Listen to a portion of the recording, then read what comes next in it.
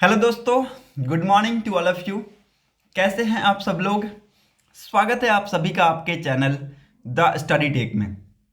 So in this video we are going to discuss the complete Hindu newspaper analysis of 24 of December 2024। 24 दिसंबर 2024 के important articles and editorial को discuss करेंगे। So the video is very much important especially to all the students who are preparing for competitive exams like UPSC, SSC, railways, banking and other core sector. So अगर आप लोगों को video informative लगता है, video अगर आप लोगों को अच्छा लगता है, देन लोगों के साथ इसको जरूर शेयर कर दीजिएगा। साथ ही साथ चैनल को सब्सक्राइब कर लीजिएगा and don't forget to click on the bell icon to get the latest video update. Okay, so आज के इस न्यूज़पेपर में हमें क्या कुछ इंपॉर्टेंट आर्टिकल्स को डिस्कस करना है, उसको हम लोग सबसे पहले हेडलाइन के माध्यम से डिस्कस कर लेते हैं एज यूजुअल। ओके, और वीडियो को स्किप मत कीजिएगा, लास्ट तक देखिएगा, यहाँ से आपको बहुत कुछ सीखने को मिलेगा। ओके, आज के इस वीडियो में मैंने कुछ चेंजेस किए हैं। ओके, हम न्यूज़पेपर को नहीं डिस्कस करेंगे, न्यूज़पेपर से मैंने आर्टिकल्स को कट कर लिया है, उसको हम लोग आर्टिकल वाइज हम लोग डिस्कस करेंगे। ओके, तो सबसे पहले हम लोग डिस्कस कर लेते हैं कि क्या कुछ इंपॉर्टेंट हेडलाइंस को हमें इस पूरे वीडियो में पढ़ना है। Okay, so let's forward to move our discussion and move on to the news headlines for the day of 24 of December 2024 are as follows.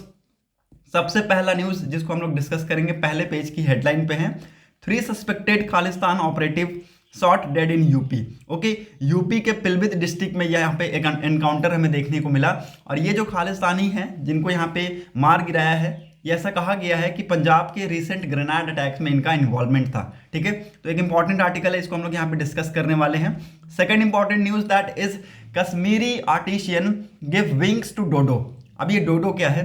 डोडो a type of bird, ठीक है, अ type of bird जो कि extent हो गया था 1681 में। ठीक है, 1681 में ये एक्सटेंट हो गया था। और मैं आप सभी को बता दूं कि यहाँ पे देखिए आर्टिशियन ने एक बहुत अच्छा यहाँ पे विंग्स दिया है डोडो के ऊपर। ओके, और मैं आप सभी को बता दूं कि ये डोडो मार्केट में भी आप लोगों को देखने को मिल रहा है। ठीक है, इनकी कलाकारी की वजह से आप लोगों को ये मार्केट में देखने को मिल रहा है। थाउजेंड्स एंड थाउजेंड्स ऑफ डोडोज यहाँ पे हमें मार्केट में बिकते हुए देखने को मिले हैं। ठीक है, तो हम लोग ये डिस्कस करेंगे क्या है ये। ओके, और third important news that is Jaishankar 6-day visit will kick off today. Jaishankar ji आज से लेके 6 दिन की विजिट पे हैं यूएस में। ओके, मतलब कि आज से 6 दिन तक वो कंटिन्यूस यूएस में रहेंगे और कुछ इंपॉर्टेंट यहाँ पे डिस्कशंस होने वाले हैं on defence cooperations, bilateral relations, यहाँ पे टाइज इंप्रूव होंगे। ठीक है, तो क्या कुछ इंपॉर्टेंट टॉपिक्स रहने वाला है जो कि यहाँ पे हम कवर अप करने वाले हैं इस आर्टिकल में। Fourth important news that is remain in touch with current affair expert tell civil service aspirant. देखिए एक इंपॉर्टेंट आर्टिकल है ये। ओके, देखिए एक्सपर्ट पैनल का, चेयरमैन का, बोर्ड मेंबर्स का यहाँ पे कहना है सिविल सर्विस एस्पिरेंट्स को, और मैंने भी आप लोगों से कहा है कि करंट अफेयर के टच में रहा कीजिए। वो कैसे होगा? न्यूज़पेपर को पढ़िए, कुछ अदर सोर्सेस हैं उसको फॉलो कीजिए। ठीक है, उसी से आप क्या कर सकते हैं, करंट अफेयर के टच में रह सकते हैं। क्योंकि आज के डेट में आप लोगों को इंडिया में क्या हो रहा है वो तो पता होना ही चाहिए, साथ ही साथ वर्ल्ड में क्या हो रहा है वो भी आप लोगों को पता होना चाहिए। और देखिए ऐसा यहाँ पे चेयरमैन का कहना है, बोर्ड मेंबर्स का कहना है सिविल सर्विस एस्पिरेंट्स को कि आप लोग करंट अफेयर के टच में रहा कीजिए, आप लोग पढ़ते रहा कीजिए। ठीक है, आप लोग न्यूज़पेपर पढ़ते रहा कीजिए। ठीक है, क्योंकि यहाँ से आप लोगों की नॉलेज क्या होगी, इन्हांस होगी, आप लोगों को पता चलेगा वर्ल्ड में हो क्या रहा है। ठीक है, तो ये आर्टिकल एक इंपॉर्टेंट है। ओके, इसको भी हम लोग डिस्कस करने वाले हैं। Fifth important article that is MFN not to hit India EFTA pact. देखिए एक इंपॉर्टेंट आर्टिकल है, मैंने आप सभी को MFN के बारे में बताया था, मोस्ट फेवर्ड नेशन के बारे में बताया था। ओके, इससे हमें कोई भी इस पे एक इम्पैक्ट पड़ता हुआ देखने को नहीं मिलेगा। ठीक है, तो इसको भी हम लोग डिस्कस करेंगे कि किस कंट्री से ये रिलेट करता है। ओके, और किस कंट्री ने MFN को यहाँ पे सस्पेंड कर दिया है, मतलब कि मोस्ट फेवर्ड नेशन को यहाँ पे सस्पेंड कर दिया है इंडिया के लिए। एक आर्टिकल इंपॉर्टेंट है, इसको भी हम लोग डिस्कस करेंगे। Sixth important article that is how to tax popcorn India's formula spark outrage against GST system. ठीक है, तो जीएसटी सिस्टम के अगेंस्ट अगर आप देखें तो इंडिया का जो फॉर्मूला है उसमें हमें यहाँ पे थोड़ा सा आउटरेज देखने को मिला है। ओके, पॉपकॉर्न के ऊपर टैक्स लगाया गया है, पॉपकॉर्न के ऊपर टैक्स लगाया गया है। और ये टैक्स 3 टाइप के हैं, ठीक है, डिपेंड अपॉन दियर सॉल्ट्स, डिपेंड अपॉन दियर स्पाइसेस, उसके बेसिस पे ये 3 टाइप के सॉल्ट्स है, डिपेंड अपॉन दियर कैटेगरीज ब्रांड, उसके बेसिस पे अगर आप देखें तो ये 3 टाइप के यहाँ पे टैक्स को लगाया गया है। और इन तीनों टाइप के जो टैक्स है उसको हम लोग आर्टिकल में कवर अप करने वाले हैं, इंपॉर्टेंट है, स्किप मत कीजिएगा। Okay, now moving on to the next important article, that is Bangladesh anti graft panel to probe Russia backed Rooppur nuclear project. Okay, देखिए यहाँ पे बताया जा रहा है कि ये जो प्रोजेक्ट है ना, इसमें लगभग $5 बिलियन का हमें स्कैम देखने को मिला है, ठीक है, $5 बिलियन का स्कैम देखने को मिला है। और इसलिए यहाँ पे एक एंटी ग्राफ्ट पैनल को बनाया गया है ताकि इसकी जांच पड़ताल कर सके। ओके, तो इसको भी हम लोग यहाँ पे डिस्कस करेंगे, इसमें कौन इन्वॉल्व है वो भी हम लोग यहाँ पे डिस्कस करने वाले हैं। 8th इंपॉर्टेंट न्यूज़ बहुत ही ज़्यादा इंपॉर्टेंट है, ये टेक्स्ट एंड कंटेक्स्ट पेज में ये आर्टिकल आ रखा है, टेक्स्ट एंड कंटेक्स्ट पेज में ये आर्टिकल आ रखा है। और मैं आप सभी को बता दूं, इसमें आप सभी को ये पता चलेगा कि इंडिया कितना अमाउंट ऑफ डिपेंडेंट है चाइना के ऊपर फॉर द क्रिटिकल मिनरल्स, कौन कौन से मिनरल्स हम इंपोर्ट करते हैं चाइना से, कितने कितने अमाउंट में हम इंपोर्ट करते हैं, साथ ही साथ उन मिनरल्स का क्या यूज़ है हमारी कंट्री में, ठीक है, कैसे हम उसको यूज़ करते हैं। ओके, तो वो हम सारी चीज़ें इसमें डिस्कस करने वाले हैं।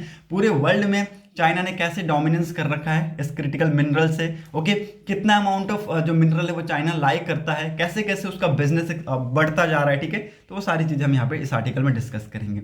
ओके, बहुत इंपॉर्टेंट है, इसको बिल्कुल भी स्किप मत कीजिएगा। 9th important article is coming from opinion section, ठीक है, ओपिनियन सेक्शन से हमें ये आर्टिकल मिला है, बहुत इंपॉर्टेंट है। देखिए यहाँ पे ऑस्ट्रेलिया ने कहा, ऑस्ट्रेलिया की जो सरकार है उन्होंने कहा कि जो इंडियंस का जो वीज़ा डिनायल का जो रीज़न है वो कहा गया कि हाउसिंग क्राइसिस की वजह से हो रहा है, लेकिन हमने इस रिपोर्ट में देखा it is linked to fraud, ठीक है, ये फ्रॉड से लिंक्ड है, ना कि हाउसिंग क्राइसिस। ओके, तो ये सारी चीज़ें हम लोग डिस्कस करेंगे। और चाइना और इंडियन जो वीज़ा जो परमिशन है उसमें क्या डिफरेंसेस हमें देखने को मिला है, अप्रूवल रेट में हमें डिफरेंसेस देखने को मिला है, तो वो भी हम लोग यहाँ पे डिस्कस करने वाले हैं। ओके, तो ये दोनों आर्टिकल को हम लोग डिटेल में डिस्कस करेंगे। 10th important news, that is why has the MHA reimposed restrictions in 3 north east state, ठीक है, तो देखिए यहाँ पे 3 नॉर्थ ईस्टर्न स्टेट, मैंने ये आर्टिकल अभी आप लोगों को 5 से 6 दिन पहले पढ़ाया था। अगर आप लोगों ने मेरा वीडियो देखा होगा तो आप लोग इस क्वेश्चन का आंसर कर पाएंगे कि वो कौन से 3 स्टेट हैं जहां पर रिस्ट्रिक्शंस को री-इम्पोज किया गया है। Please let me know in comment section, आप लोगों के लिए कमेंट सेक्शन खुला हुआ है, ठीक है, आप लोग पब्लिकली कमेंट कर सकते हैं। ओके, वो कौन से 3 स्टेट है, नॉर्थ ईस्ट स्टेट है, जहां पे रिस्ट्रिक्शंस को इम्पोज किया गया है, मतलब कि री इम्पोज किया गया है, पहले इसको लाया गया था फिर बीच में हटा दिया गया, वापस से री इम्पोज किया गया है MHA के द्वारा, मिनिस्ट्री ऑफ होम अफेयर्स के द्वारा। ओके, क्यों किया गया है, इस रिस्ट्रिक्शन से क्या होगा, ठीक है, आप सबको मैंने बताया था वो सारी चीज़ें। ओके, फिर से आज मैं आप सभी को बता दूंगा ताकि आप लोगों को पता चल जाए, ठीक है। ये सारी चीज़ें फॉरेनर्स की जो मूवमेंट है उसको रिस्ट्रिक्ट करने के लिए किया जा रहा है, ठीक है, फॉरेनर्स की जो मूवमेंट्स है उसको रिस्ट्रिक्ट करने के लिए किया जा रहा है। ओके, और यहाँ पे अगर इन 3 स्टेट्स में अगर फॉरेनर्स को आना है तो पहले प्रायर परमिशन चाहिए होगा उनको आने के लिए, ठीक है, तो प्रायर अप्रूवल की ज़रूरत है। ये सारी चीज़ें मैंने आप सभी को बताई थी, होप आप सभी को समझ में आ गया होगा। पूरा आर्टिकल इंपॉर्टेंट है, 10 के 10 आर्टिकल्स को स्किप नहीं कर सकते हैं और ये 10 आर्टिकल आपको न्यूज़पेपर में इंपॉर्टेंट मिलेंगे। Okay, so let's move and discuss these articles one by one. सबसे पहले पेज पे आपको पहला हेडलाइन आपको मिलेगा, 3 suspected Khalistan operative shot dead in UP. Okay, देखिए इनका लिंक बताया जा रहा है कि रिसेंटली पंजाब के जो ग्रेनेड अटैक हुए हैं 18 दिसंबर को ग्रेनेड अटैक हुआ पंजाब में, उससे इनका लिंक बताया जा रहा है और इनकी जो है मृत्यु हो गई है इनकाउंटर में। Okay, 3 pro Khalistan operative linked to a recent grenade attack in Punjab were killed in an encounter in Pilbhit district of Uttar Pradesh, police said, ठीक है, तो ये सारी स्टेटमेंट्स यहाँ पे पुलिस से आपको मिलती हुई दिख रही होंगी। होप आप सभी को ये सारी चीजें क्लियर हो गई होंगी। Now moving on to the next important article, Kashmiri artisan give wings to the dodo. एक इंपॉर्टेंट बर्ड है जो कि 1681 में ये एक्सटेंट हो गया था, ठीक है, 1681 में ये एक्सटेंट हो गया था और अभी देखिए इसका जो डमी है वो यहाँ पे हमें बनता हुआ देखने को मिल रहा है, ठीक है। ये लोकल्स के द्वारा बनाया गया है, वैली के लोकल्स के द्वारा इसको बनाया गया है और मैं आप सभी को बता दूं इसका एक्सपोर्ट भी बहुत तेजी से बढ़ता जा रहा है, ठीक है। This Christmas paper mache artisan in Srinagar have given wings to thousands of dodo, a bird that became extinct in 1681। ठीक है, तो आप देख सकते हैं यहाँ पे ये बर्ड की जो स्पीसीज है 1681 में ये एक्सटेंट हो गई थी। और अभी देखिए ये जो डोडो है इसका यहाँ पे डमी बनाया जा रहा है। ठीक है, यहाँ पे आर्टिस्ट ने इन्होंने डिज़ाइन किया है और ये मार्केट में आपको बहुत ज़्यादा हमें यहाँ पे देखने को मिल रहा है। ठीक है, तो ये सारी चीज़ें इंपॉर्टेंट है, ये आप सभी को पता होना चाहिए। न्यूज़ में आज के डेट में ऐसी ऐसी चीज़ें आती हैं जो आप लोगों को नहीं पता होता है बट होना चाहिए। ठीक है, the dodos which originally had grey colour और ब्राउन प्लमेज। ठीक है, तो देखिए जो डोडो का मेन जो कलर होता है ना वो ओरिजिनली ग्रे और ब्राउन प्लमेज कलर टाइप का होता है। It comes in many colours in their paper mache forms with floral and forest print adornings its bodies. ठीक है, तो देखिए ये अगर आप देखिए ओरिजिनल अगर इसका कलर देखें बॉडी का तो ग्रे है और जो आपका प्लमेज है वो ब्राउन कलर का है। लेकिन अभी आज के डेट में अगर आप देखें अगर आर्टिशियन इसको बना रहे हैं तो ये वेरियस कलर के बन सकते हैं। ऑफ कोर्स अगर आर्टिशियन पेंट कर रहे हैं, आर्टिशियन अगर पेपर्स का यूज करके बना रहे हैं तो अपने हिसाब से बना सकते हैं। ठीक है, तो इसलिए यहाँ पे इन्होंने वेरियस कलर्स के बताए हैं। ठीक है, यहाँ पे फॉरेस्ट प्रिंट हमें देखने को मिल रहा है इसकी बॉडी के ऊपर। ठीक है, तो ये आप यहाँ पे देख सकते हैं। Now the floral print symbolise how it was depleting the forest cover that result in the extension of the birds. ठीक है, तो जो फ्लोरल प्रिंट है ये क्या सिंबलाइज करता है? It symbolise how it was depleting forest cover. ठीक है, how it was depleting the forest cover that result in extension. ठीक है, जो कि इनके एक्सटेंशन का कारण बना। ठीक है, सो अगेन इंपॉर्टेंट है, होप आप सभी को ये सारी चीजें क्लियर हो गई होंगी। Okay, now moving on to the next important article, that is the third important article.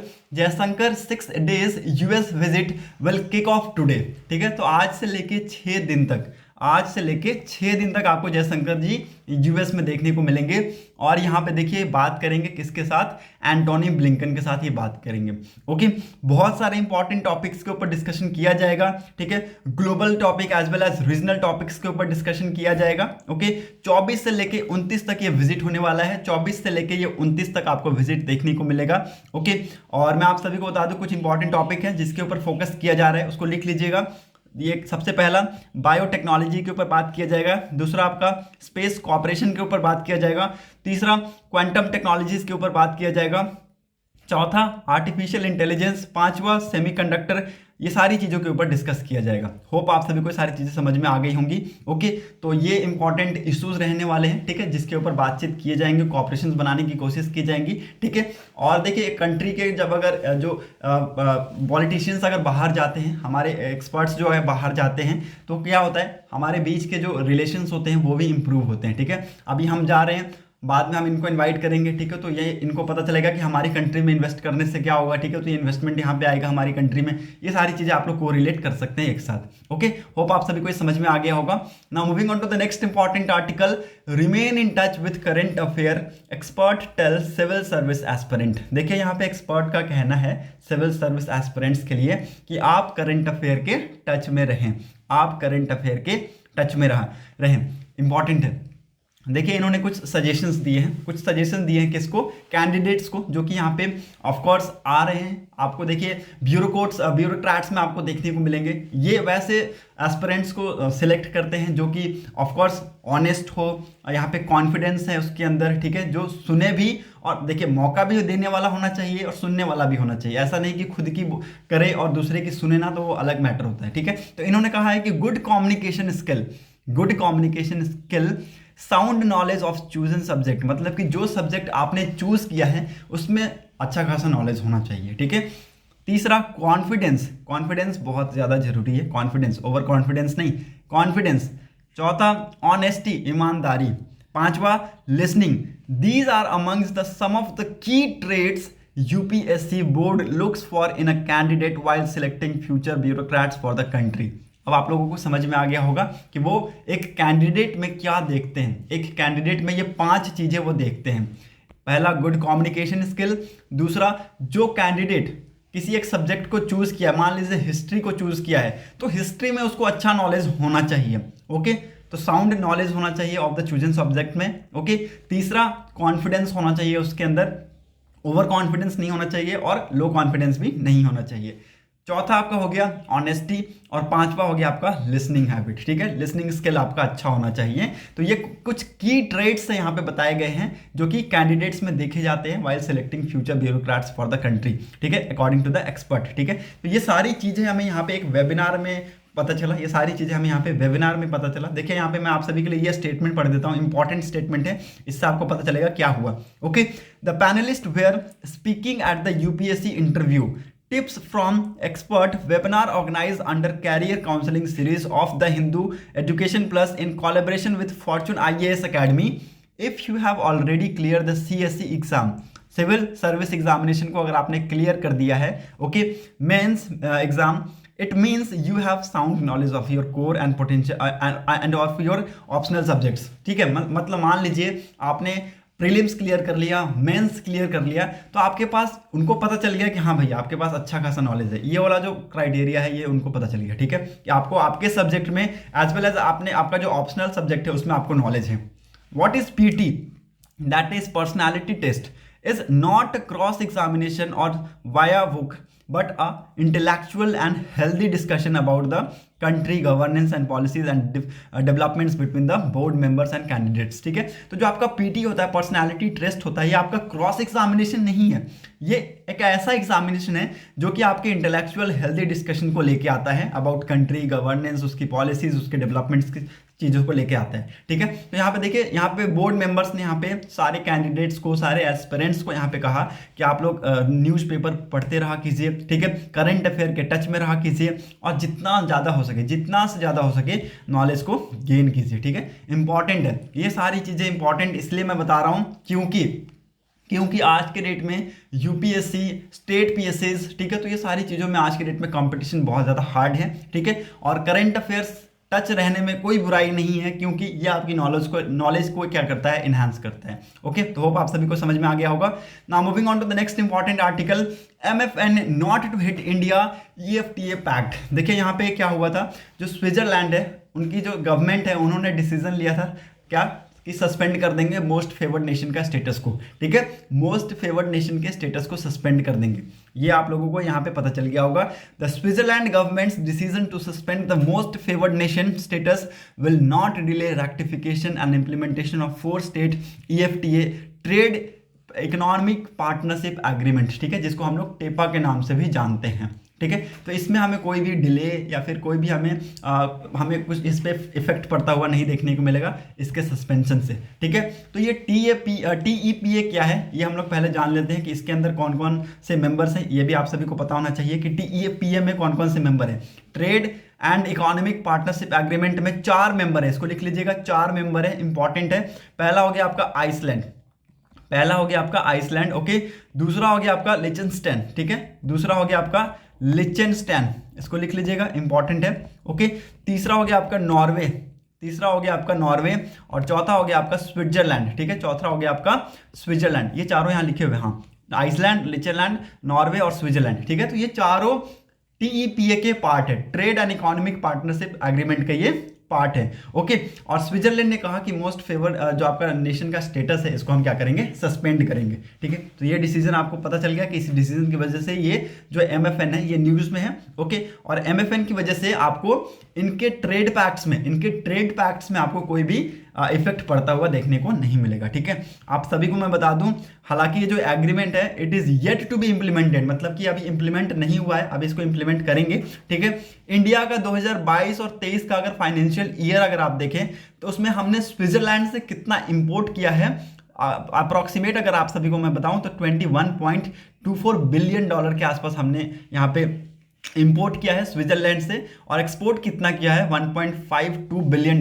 तो हमें यहाँ पर एक ट्रेड डेफिसिट बनता हुआ देखने को मिल रहा है, ठीक है।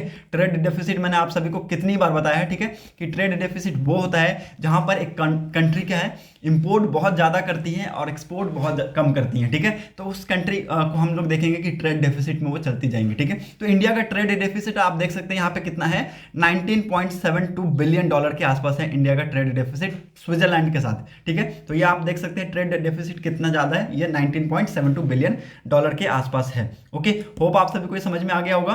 Now moving on to the next important article, that is how to tax popcorn India's formula spark outrage against GST system.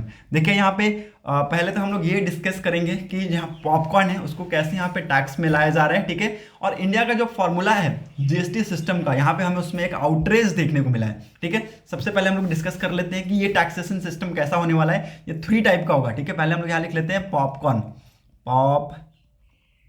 Corn, okay. 3 type का होने वाला है, ओके। 3 टाइप का होने वाला है, जिसमें यहाँ पे 5% मिलेगा आपको, 12% मिलेगा और इसमें 18%, ठीक है। 5% वाले में वैसे होंगे जिसमें आपके सॉल्ट और स्पाइसेस होंगे, ठीक है। सॉल्ट और स्पाइसेस, ठीक है। कुछ जो प्री पैक्ड होंगे, प्री पैक्ड लिख लीजिएगा, pre packed as well as branded popcorns, ठीक है। इसको लिख लीजिएगा, इंपॉर्टेंट है। इनको यहाँ पे 12% यहाँ पे जीएसटी इसके ऊपर लगाया जाएगा, ठीक है। और कुछ यहाँ पे ऐसे पॉपकॉर्न्स हैं जो कि यहाँ पे शुगर कंटेन करते हैं, ठीक है। शुगर कंटेन करते हैं, ठीक है। आपके जैसे बोलते हैं कारामेल्स पॉपकॉर्न्स हो गए, उन सारे पॉपकॉर्न्स को यहाँ पे 18% लिख लीजिए, कारामेल्स पॉपकॉर्न्स, ठीक है। उन सारे पॉपकॉर्न्स को यहाँ पे 18% की कैटेगरी में रखा गया है, ठीक है। ये जो सारी चीजें हैं ना, ये प्रपोज किसने किया? ये सारी चीजें प्रपोज किया गया फाइनेंस मिनिस्टर निर्मला सीतारमण जी के द्वारा, ओके। और इन्होंने बताया कि ये सारी चीजें इसे ऐसे ऐसे यहाँ पे टैक्सेशन रहने वाला है पॉपकॉर्न के ऊपर ना। ये जो टैक्सेशन का सिस्टम है ये यहाँ पे आपको न्यूज में आता हुआ देखने को मिला। इसमें हमें क्रिटिसिज्म देखने को मिला ऑपोजिशन पार्टीज के द्वारा, एज वेल एज हमें सोशल मीडिया में भी हमने देखा कि यहाँ पे आउटरेज हमें देखने को मिला है पीपल्स के बीच में। कैसा किस टाइप का ये जीएसटी सिस्टम है, इस टाइप ऐसी चीज़ों को लेकर हमें यहाँ पे चीज़ें देखने को मिली हैं, जो कि हमारा अभी देखिए ऐसे चीज़ों के ऊपर पॉपकॉर्न के ऊपर मान लीजिए जीएसटी लगा रहे हैं, ठीक है। लेकिन किस बेसिस पे लगा रहे हैं आप लोग वो देख सकते हैं, स्पाइसेस और इसके बेसिस पे लगा रहे हैं, ठीक है। आप लोग ये देख सकते हैं कि ब्रांड के बेसिस पे लगा रहे हैं, ठीक है। उसके शुगर कंटेंट के बेसिस पे यहाँ पे जीएसटी लगाया जा रहा है। तो इसकी वजह से हमें यहाँ पे थोड़ा सा क्रिटिसिज्म देखने को मिल रहा है सोशल मीडिया का, और यहाँ पे एज वेल एज जो लीडर्स है उनके बीच में भी हमें यहाँ पे क्रिटिसिज्म देखने को मिल रहा है, okay. Now moving on to the next important article, Bangladesh anti graft panel to probe Russia backed Rooppur nuclear project, ठीक है। तो देखिए ये जो प्रोजेक्ट है, सबसे पहले इसमें आप सभी को बता दूं कि रशियन असिस्टेंट है, ओके। इसमें रशिया का सीधा सीधा हाथ है, इसमें रशिया कोलैबोरेशन है, सीधा सीधा लिख लीजिएगा। तो it is affiliated to Russia, ठीक है। रशिया का इसमें हाथ है, ओके। अब ये $12 अभी लिख लीजिए, $12.65 बिलियन के आसपास का ये प्रोजेक्ट है, ओके। $12.65 बिलियन के आसपास का ये इसमें प्रोजेक्ट है, ओके। और बताया गया है कि इसी में से $5 बिलियन, इसमें से $5 बिलियन का हमें करप्शन देखने को मिला है, ठीक है। ये $5 बिलियन का यहाँ पे हमने करप्शन देखने को मिला है। और ये किसने किया है? बांग्लादेश की जो प्राइम मिनिस्टर थी, former prime minister Sheikh Hasina और उनके बेटे ने मिलकर ये किया है, ठीक है। क्योंकि यहाँ पे देखिए बताया जा रहा है कि इस प्लांट के लिए $12.65 बिलियन बहुत ज़्यादा है, ठीक है। तो इसके लिए यहाँ पे बांग्लादेश की सरकार ने क्या किया, अभी प्रेजेंट जो सरकार है उन्होंने क्या किया, एक एंटी ग्राफ्ट पैनल को यहाँ पे बनाया, जो कि यहाँ पे क्या करेंगे, अभी इंस्पेक्शन करेंगे, इसके ऊपर प्रोब करेंगे, ओके। होप आप सभी को ये समझ में आ गया होगा, क्लियर शब्दों में बता रहा हूँ, okay. Now moving on to the next important article, India's reliance on China's for critical minerals. आप लोग देख सकते हैं एक बहुत प्यारा ये आर्टिकल है, ओके। अभी ये रिसेंट न्यूज़ में है। क्यों न्यूज़ में है वो भी मैं आप सभी को बता दूं, क्योंकि the ministry of mines in 2023 identified 30 critical minerals deemed essential for national economic development and national security. देखिए 2023 में मिनिस्ट्री ऑफ माइंस ने कहा कि 30 ऐसे क्रिटिकल मिनरल्स चाहिए हमें, ऐसे क्रिटिकल मिनरल्स हमें चाहिए हमारी नेशनल की इकोनॉमिक डेवलपमेंट के लिए, हमारी नेशनल की सिक्योरिटी के लिए, ठीक है। तो 30 यहाँ पे क्रिटिकल मिनरल को आइडेंटिफाइड किया गया, जो कि बहुत ज़्यादा उसकी ज़रूरत है अगर इंडिया के इकोनॉमिक डेवलपमेंट को बढ़ाना है, ओके। अगर इंडिया के नेशनल सिक्योरिटी को इंक्रीज करना है, ओके। अब देखिए हमारा जो डिपेंडेंसी चाइना के ऊपर बहुत ज़्यादा है, ठीक है। हमारा जो डिपेंडेंसी चाइना के ऊपर बहुत ज़्यादा है। चाइना आज के डेट में अगर आप देखें तो डोमिनेंट प्लेयर है in the world, okay. China unparalleled dominance in critical minerals stem from its vast resource based and strategic investment across the value chain, okay.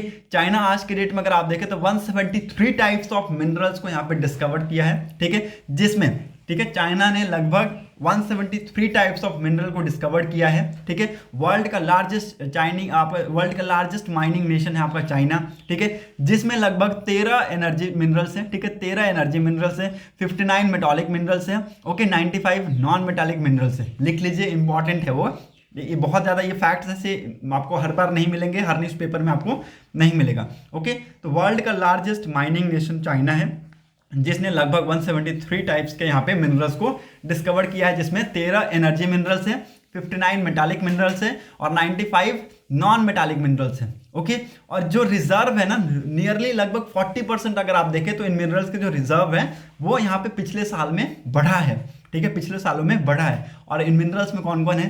Copper, lead, zinc, निकल, cobalt, आपका lithium, गैलीलियम, germanium, ठीक है, आपका crystalline, ग्रेफाइट्स। ठीक है, तो ये सारी जो चीज़ें हैं ना, इनका रिजर्व लगभग पिछले कुछ सालों में इंक्रीज हुआ है। ठीक है, इंक्रीज हुआ है, and this led to discovery of 132 new mineral deposits. ठीक है, तो इसकी वजह से अगर आप देखें तो 132 नए मिनरल डिपॉजिट का यहाँ पे हमें डिस्कवरी देखने को मिला, इंक्लूडिंग 34 लार्ज वन।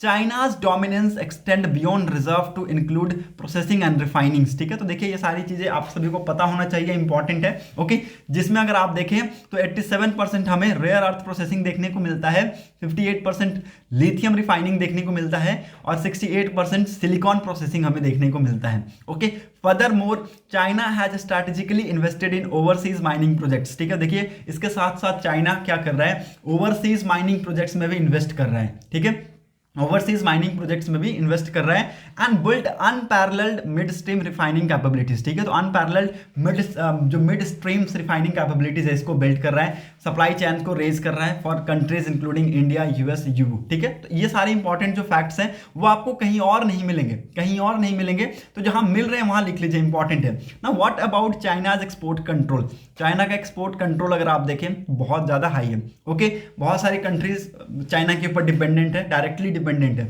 ये जो मिनरल्स है ना, बहुत ज़्यादा यहाँ पे मैं आप सभी को बता दूं, बहुत ज़्यादा क्रिटिकल्स है फॉर द, बहुत ज़्यादा एसेंशियल है for semiconductors, batteries, HITEX manufacturing के लिए बहुत ज़्यादा आपका मैं बता दूं बहुत ज़्यादा एसेंशियल्स हैं। Okay, however China carefully balance this decision against to constraining factor. It avoid controlling minerals which heavily depends on western raw material imports. ठीक है, तो ये अवॉइड करता है मटेरियल्स जो कि बहुत ज़्यादा हैविली डिपेंड है on western raw material import, and it refrain from action that could disturb it domestic industrial entrepreneurs और एक्सपोर्ट डिपेंडेंट फैक्टर्स। ठीक है, तो ये सारी चीज़ें आप देख सकते हैं। रिसेंटली मैंने आप सभी को बताया भी था कि गैलीनियम और जर्मेनियम का जो एक्सपोर्ट है उसके ऊपर बैन किया गया है फॉर ये सारी चीज़ें मैंने आप सभी को बताई थी। ओके, होप आप सभी को ये सारी चीज़ें याद होंगी। ओके, नाउ देखिए यहाँ पे इंडिया की डिपेंडेंसी बताई गई है कि चाइना के ऊपर इंडिया कितना डिपेंड है, ये मैं आप सभी को बता दूं। कौन कौन से मिनरल्स के लिए डिपेंड है ये भी मैं आप सभी को बताऊंगा। ओके, इसको लिख लीजिएगा।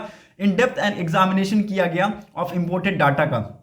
ठीक है, 30 जो आपका क्रिटिकल मिनरल्स है, क्रिमिनल बोल रहा हूं मैं। ओके, 30 क्रिटिकल मिनरल्स के डाटा को यहाँ पे डेप्थ एग्जामिनेशन किया गया और हमने पाया ये जो एग्जामिनेशन है 2019 से लेकर 2024 के जो डाटा है उसको किया गया है। ठीक है, 2019 से 2024 के डाटा को किया गया है और हमने पाया कि हम बहुत ज़्यादा यहाँ पे डिपेंडेंट है चाइना के ऊपर। ठीक है, चाइना की सप्लाई के ऊपर बहुत ज़्यादा डिपेंडेंट है, खास करके 6 क्रिटिकल मिनरल्स को लेके। ठीक है, 6 क्रिटिकल मिनरल्स को लेके हम बहुत ज़्यादा हाईली डिपेंडेंट है। अब वो कौन कौन से हैं इसको लिख लीजिए। ठीक है, जो कि 40% से ज़्यादा, सोच सकते हैं हम 40% से ज़्यादा इंपोर्ट करते हैं चाइना पे। ठीक है, चाइना से हम ये 6 ऐसे क्रिटिकल मिनरल्स हैं जिनसे हम 40% से ज़्यादा इंपोर्ट करते हैं। ओके, आपका बिस्मुथ हो गया कितना, 85.6% हम डिपेंडेंट है चाइना के ऊपर। लिथियम के लिए हम कितना डिपेंडेंट है, 82%। सिलिकॉन के लिए 76% डिपेंडेंट है। टाइटेनम के लिए 50.6% डिपेंडेंट है। टेलरम के लिए 48.8% एंड ग्रेफाइट के लिए 42.4% हम डिपेंडेंट है। ओके, अब ये जो मिनरल्स है बहुत ज़्यादा इंपॉर्टेंट है, इसका अलग अलग चीज़ों में आप देखेंगे बहुत ज़्यादा यूज़ है। बिस्मथ का यूज़ हम फार्मास्यूटिकल और केमिकल की चीज़ों में करते हैं, जिसका बहुत कम हमारे पास अल्टरनेट सोर्स है कि हम चाइना को छोड़ के किसी अदर सोर्स की तरफ मूव कर सकते हैं, किसी अदर कंट्री के ऊपर हम मूव कर सकते हैं। ठीक है, क्योंकि देखिए चाइना में हमें इसका लगभग 80% हमें इसका ग्लोबल रिफाइनरी प्रोडक्शन हमें देखने को मिलता है। ठीक है, तो हमारे पास इसके जो सोर्स है वो अल्टरनेट सोर्स बहुत कम है हमारे पास। ठीक है, लिथियम जो है बहुत ज़्यादा क्रूशियल है इलेक्ट्रॉनिक व्हीकल बैटरीज के लिए as well as energy storage के लिए, ये भी इंपॉर्टेंट है। ओके, तो इसको भी लिख लीजिए। लीजिए। ओके, जो आपका सिलिकॉन है it is very much important for semiconductor as well as solar panels, ठीक है। तो सोलर पैनल्स और सेमीकंडक्टर के लिए सिलिकॉन इंपॉर्टेंट है, इसको लिख लीजिए। Okay, titanium very much important और very essential for aerospace and defence applications, ठीक है। तो जो आपका डिफेंस एप्लीकेशंस है और एरोस्पेस है उसके लिए हमें टाइटेनियम की बहुत ज़्यादा ज़रूरत है। ओके, जो आपका टेलेरियम है ये आपको बहुत ज़्यादा ज़रूरत कहाँ पड़ती है, सोलर पावर में, थर्मो इलेक्ट्रिक डिवाइस में हमें इसकी ज़्यादा ज़रूरत पड़ती है, ठीक है। तो ये भी इंपॉर्टेंट है।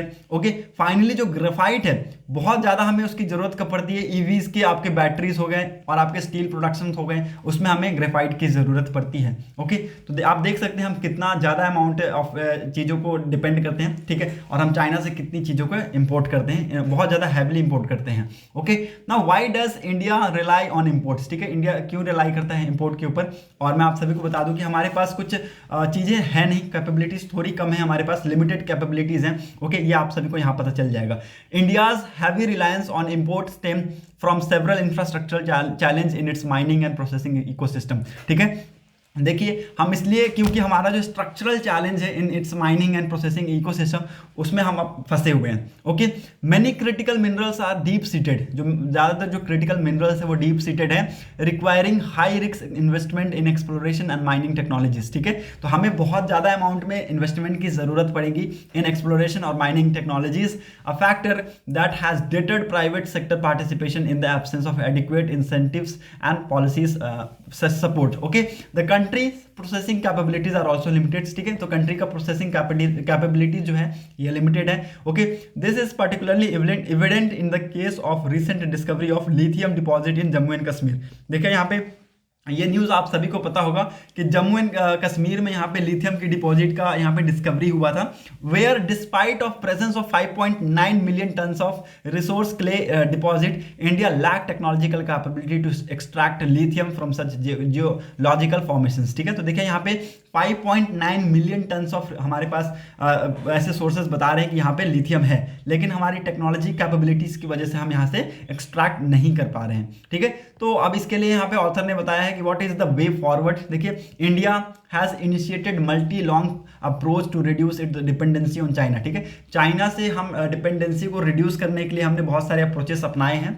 द गवर्नमेंट हैज एस्टैब्लिश काबिल, ठीक है, गवर्नमेंट ने काबिल एस्टैब्लिश किया जो कि एक ज्वाइंट वेंचर है 3 स्टेट ओन्ड कंपनीज का, ठीक है, ताकि हम क्या कर सके ओवरसीज मिनरल एसेट को सिक्योर कर सकते हैं, ठीक है। इंडिया ने बहुत सारे यहाँ पे ज्वाइंट स्ट्रैटेजिक इनिशिएटिव को भी यहाँ पे साइन किया है, जैसे कि मिनरल सिक्योरिटी पार्टनरशिप हो गया, क्रिटिकल रॉ मटेरियल क्लब्स हो गया, ठीक है, to diversify its supply source and strengthen partnerships, ठीक है। तो ये सारी चीज़ें को इंडिया ने यहाँ पे बढ़ावा भी दिया है। ऐसा नहीं है कि इंडिया एकदम से बहुत ज़्यादा डिपेंडेंट है। इंडिया ने यहाँ पे कहा है कि हम बहुत ज़्यादा चाइना के ऊपर हालांकि डिपेंडेंट है, लेकिन उसकी जो डिपेंडेंसी है उसको हम धीरे धीरे क्या करेंगे, कम करने की कोशिश करेंगे। ओके, होप आप सभी को ये सारी चीजें क्लियर हो गई होंगी। Now moving on to the next important article, Indian visa denial link to fraud not housing crisis in Australia, ठीक है। ऑस्ट्रेलिया में अगर आप देखें तो इंडियंस को यहाँ पे देखिए अभी जो प्रेफरेंस है वो कम मिल रहा है आपको। मैं ये आर्टिकल के थ्रू नहीं पढ़ाऊंगा, मैं यहाँ पे चार्ट के थ्रू पढ़ाता हूँ। ये जो ओपिनियन सेक्शन का जो सेक्शन आता है ना,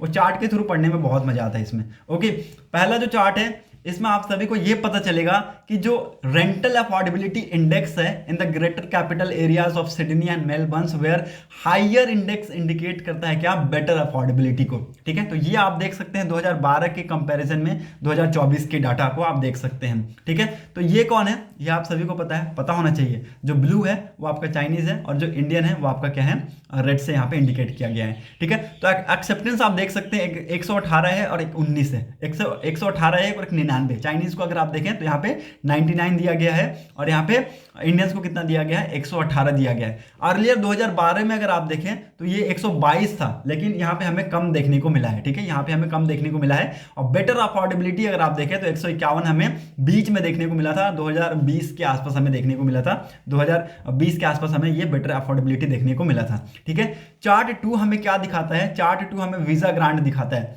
visa grant for Indian students, visa grant for Chinese student, all other countries who applied for higher education, vocational education and training course in Australia, ठीक है। तो ये चीजें यहाँ पे हमें चार्ट 2 के माध्यम से पता चलता है। ये वीजा ग्रांट आप देख सकते हैं, पहले कितना था 2014-15 में कितना था 96.4, अभी ये कम हुआ है, चाइना के लिए भी कम हुआ है और इंडिया के लिए बहुत ज़्यादा हमें यहाँ पे शार्प डिक्लाइन देखने को मिला है 65.7% के आसपास का। ओके, तो आप ये देख सकते हैं वीजा ग्रांट में भी हमें डिक्लाइन देखने को मिला।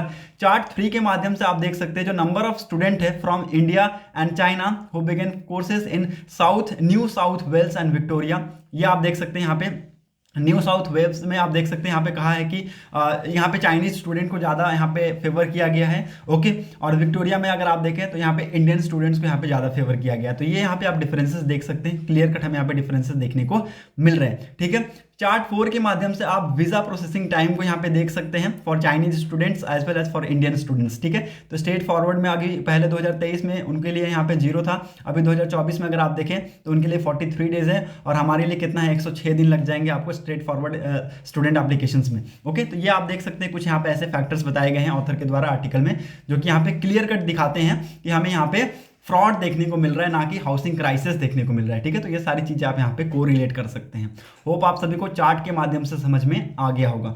Now moving on to the next important article, why has the MHA reimpose restrictions in 3 north east state. ठीक है, 3 नॉर्थ ईस्ट स्टेट में यहाँ पे एमएचए ने यहाँ पे रीइंपोज किया रिस्ट्रिक्शंस को। ठीक है, देखिए यहाँ पे रिस्ट्रिक्शंस क्या है, PAR, ठीक है, प्रोटेक्टेड एरिया रिजीम है। ठीक है, 17 दिसंबर को ये डिसीजन लिया गया यूनियन होम मिनिस्ट्री के द्वारा।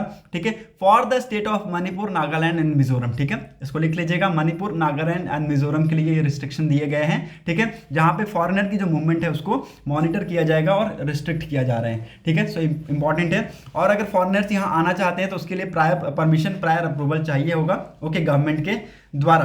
और ये जो सर्कुलर है, ये जो डिसीजन है, ये किसके अंतर्गत लिया गया है, फॉरेनर प्रोटेक्टेड एरियाज ऑर्डर 1958 के अंतर्गत लिया गया है। ठीक है, तो अब ये जो एक्ट है, ये जो ऑर्डर है, ये क्या कहता है, ये ऑर्डर कहता है कि no foreigner shall enter into और remain in any protected areas expect under in accordance with a permit issued by central government और any office authorise by central governments. ठीक है, तो देखिए यहाँ पे कोई भी फॉरेनर्स यहाँ पे एंटर नहीं कर सकता है प्रोटेक्टेड एरियाज में। ठीक है, जब तक उसके पास प्रायर परमिशन नहीं है सेंट्रल गवर्नमेंट का या फिर कोई भी अदर ऑफिस जिसको यहाँ पे ऑथराइज करती है सेंट्रल गवर्नमेंट्स। ठीक है, तो ये इंपॉर्टेंट है, इसको लिख लीजिएगा, ये 1958 के ऑर्डर में कहा गया है। The permit shall include the following details, permit में कुछ यहाँ पे डिटेल्स इंक्लूड रहेंगी, place of entry, place of residence और पीरियड ऑफ स्टे। ठीक है, मतलब कि एंट्री का प्लेस कहाँ वो जाने वाले हैं, ठीक है, आपका रेसिडेंट का प्लेस कहाँ वो रहेंगे और कितने टाइम तक रहेंगे। ठीक है, तो ये यहाँ पे लिख लीजिएगा, the area falling between the inner line and the international border of following states. ठीक है, तो जो एरिया इनर लाइन और इंटरनेशनल बॉर्डर के बीच में फॉलो करता है, ठीक है, उसके बीच में आता है, उसी को यहाँ पे प्रोटेक्टेड एरियाज कहा जाता है और इसी को यहाँ पे प्रोटेक्टेड एरियाज डिक्लेयर किए गए हैं। ठीक है, तो कुछ यहाँ पे हिमाचल प्रदेश हो गया, जम्मू कश्मीर, लद्दाख, राजस्थान, उत्तराखंड, होल ऑफ मणिपुर, मिजोरम, आपका नागालैंड, जो आपका सिक्किम है, ये सारे इसके अंदर आते हैं जो कि प्रोटेक्टेड एरियाज हैं, अदरवाइज यहाँ पे रिस्ट्रिक्टेड एरियाज भी हम कह सकते हैं। ठीक है, अंडमान एंड निकोबार को यहाँ पे इंक्लूड किया गया 1963 में। ठीक है, अंडमान एंड निकोबार आइलैंड को यहाँ पे इंक्लूड किया गया और कुछ पार्ट ऑफ सिक्किम को भी यहाँ पे रिस्ट्रिक्टेड एरियाज में इंक्लूड किया गया है, इसको लिख लीजिएगा। इस ऑर्डर को पहले यहाँ पे रिलैक्स किया गया था 30 दिसंबर 2010 को। ठीक है, 30 दिसंबर 2010 को हमने देखा कि यहाँ पे जो सिक्योरिटी चीज़ें हैं, सिक्योरिटी सिनेरियो में हमें इंप्रूवमेंट देखने को मिला और टूरिज्म को प्रमोट करने के लिए यहाँ पे जो ऑर्डर है उसमें हमें रिलैक्स देखने को मिला। ओके, हालांकि अगर आप देखें तो बाद में जाके वापस से इसको रीस्टोर कर दिया गया, री इम्पोज कर दिया गया। ठीक है, ये इसमें अगर आप देखें तो 2010 में इसको हटाया गया था, उसके बाद कंटिन्यूअस हमें इसका ब्रेक देखने को मिला 2022 तक। ठीक है, further it was relaxed for another 5 year. ठीक है, 2027 तक यहाँ पे रिलैक्स्ड हमें देखने को मिला। उसके बाद अगर आप देखें तो 17 दिसंबर को ये डिसीजन आया कि जो रिलैक्सेशन है उसको विड्रॉ कर लिया गया है। ओके, देखिए ये जो विड्रॉ है ये क्यों किया गया है, क्योंकि आप सभी को पता है मणिपुर में जो यहाँ पे सिचुएशन आज के डेट में है वो क्यों है, क्योंकि हमने बहुत सारे यहाँ पे इलीगल इमिग्रेंट्स को यहाँ पे ले लिए हैं, क्योंकि अभी देखिए म्यांमार से सटा हुआ बाउंड्री है, तो वहाँ से हो सकते हैं कि ये जो माइग्रेंट्स है वो आ गए हों। ओके, यहाँ पे बताया भी गया है, आप आर्टिकल्स में देख सकते हैं 2021 में जो मिलिट्री को हमें देखने को मिला म्यांमार में, उसकी वजह से अनडॉक्यूमेंटेड माइग्रेंट्स लगभग 40,000 के आसपास रिफ्यूजीज यहाँ पे मिजोरम में सेल्टर ले लिए और 4,000 के रिफ्यूजीज आसपास एंटायर मणिपुर में यहाँ पे सेंटर ले लिए, ठीक है। तो इसकी वजह से हमें जो कॉन्फ्लिक्ट देखने को मिला है वो हम इसका रिजल्ट देख सकते हैं, ठीक है। लगभग हम 1643 किलोमीटर का जो बॉर्डर है वो म्यांमार के साथ शेयर करते हैं, ठीक है। तो ये इंपॉर्टेंट है। और एक कौन कौन से स्टेट से सटा हुआ है, अरुणाचल प्रदेश, नागालैंड, मणिपुर, मिजोरम, ठीक है। तो इन 4 स्टेट के साथ ये सटा हुआ है, इंपॉर्टेंट है, इसको लिख लीजिएगा, ओके। और ये जो रिस्ट्रिक्शंस है ये आप सभी को मैं बता दूं, इसके लिए अगर आपको इन जगहों पे विजिट करना है तो प्रायर परमिशन की बहुत ज़्यादा ज़रूरत होगी, ठीक है। यहाँ पर आप सभी के लिए एक इंपॉर्टेंट क्वेश्चन बनता है, हम ऐसी कौन सी ऐसी कंट्री है जिसके साथ सबसे लार्जेस्ट बॉर्डर शेयर करते हैं, ठीक है, इन लेंथ, ठीक है। तो ये आंसर आप सभी को कमेंट सेक्शन में देना है, इंपॉर्टेंट है। होप आप सभी को सब चीज़ समझ में आ गया होगा। कोई भी डाउट होता है then please let me know in comment section. That's it for today's video analysis. Thanks for watching a video. Thank you and have a nice day.